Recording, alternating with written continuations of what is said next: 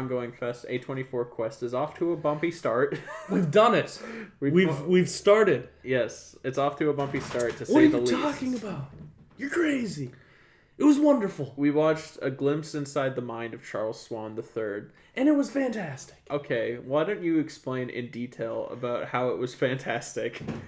Because I've got a slightly differing opinion Do on you? it. Yeah. I don't believe you do. I think we talked about this thoroughly, and we decided it's the best thing I've seen since Timbuktu. Yeah. Remember Timbuktu? I don't. Me neither. A Glimpse Inside the Mind of Charles Swan III, which is a nice mouthful for anybody who hasn't heard of it. This actually ties well into our Westfest because it's a very... Yeah. It's like the Wes Anderson movie that never was, or was, but probably shouldn't have been. Yeah, no, I agree. It's written directed by Roman Coppola. And I knew that name sounded familiar, and I looked it up. The reason it sounded familiar is he has written and produced a handful of Wes Anderson films. Yep. So he's a frequent collaborator of Wes Anderson. He also was involved with Apocalypse Now. Yes, he was an actor. Used to be one of your Now. favorites. Yeah, that's still one of the best movies ever made, in my opinion. Now, so he's a respectable guy. Yeah. This came out in 2012 with Charlie Sheen being the mean character. The main character, also mean.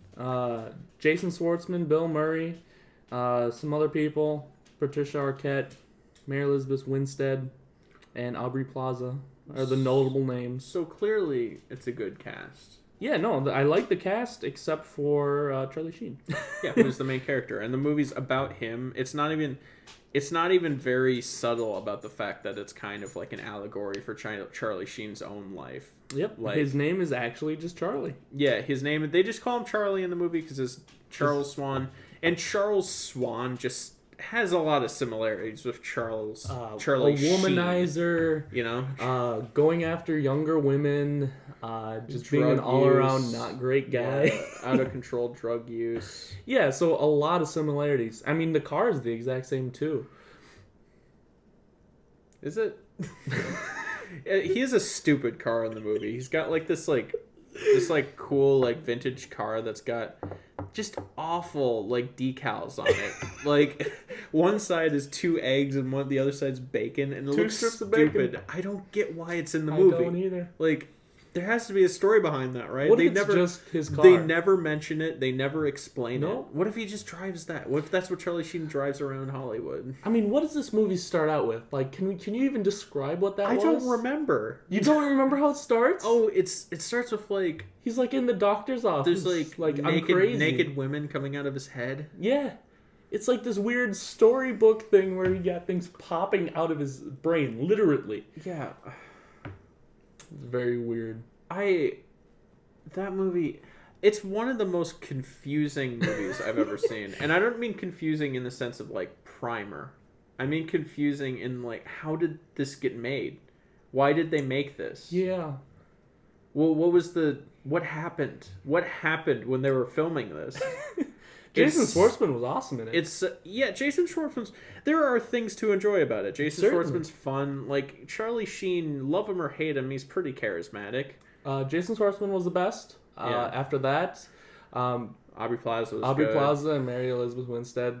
Well, she was hardly in that. Yeah, no, she didn't really do anything. But when she was I enjoyed it still. She was on screen to be a fairly attractive ex of Charlie's who is like in all of his fantasies. That was like her function as a character. Yep. I don't think she had more than like 4 words in the entire movie. Yeah. And it's Bill Murray, he gave an okay performance. I was expecting him to just completely phone it in, but he was okay in it. I mean, it wasn't great. It wasn't great, of course. Like, no, he clearly didn't really want to be there, but he didn't, like, completely phone it in either. He, kind of tried. At one point, he's visiting Charlie in the hospital, and then he proceeds to be like, now let me make all this about me for a second. Throws himself onto a bed, flips over, and starts yelling into a pillow about all of his problems with his wife. Yeah. And then flips back over, and then he's like, I'm out on my butt. And then Charlie's like, you can just stay in my house. And this leads into my main problem with this movie. It's supposed to be a comedy. On IMDb, it's listed as a comedy. That's like the only right here genre, comedy. just comedy. Hour and 26 minutes. Comedy. It is like the most depressing movie I have ever seen. There is literally a scene where Charlie, like everybody hates him, and there's a scene, and he has this bird that he loves, this toucan bird that he loves. There's literally a scene where when he's really down on his luck, and I'm just gonna spoil it because like don't watch this movie. Fine.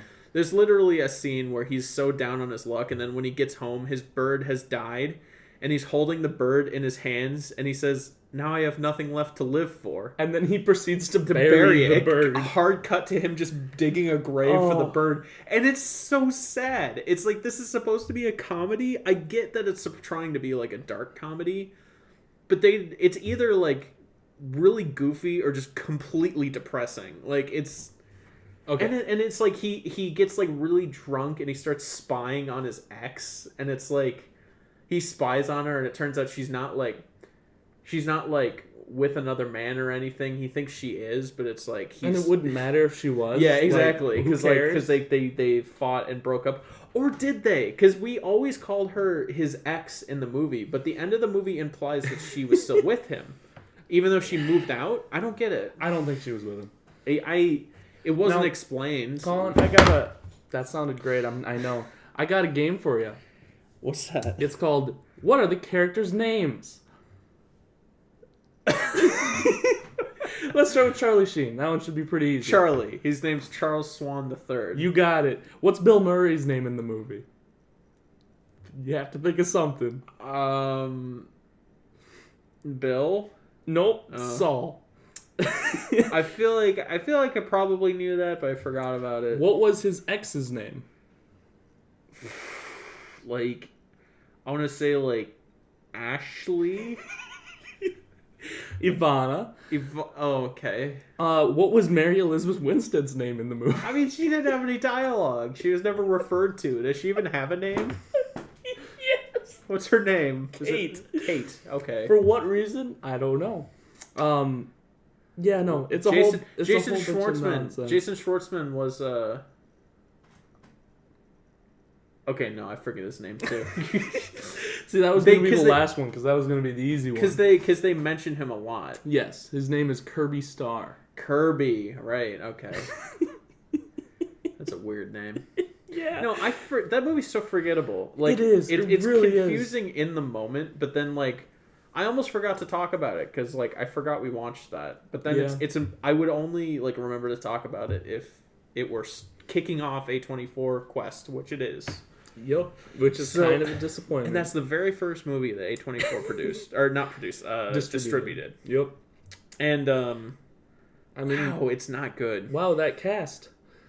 And I want to say our next movie, Ginger, is called Ginger and Rosa. Yeah. Rosa. That should be fun. That looks good. I'm actually excited for that. It's about two girls. All right. I wanted to say one cup, but I didn't. Why did you even say it? I wasn't thinking it. Not until you said it.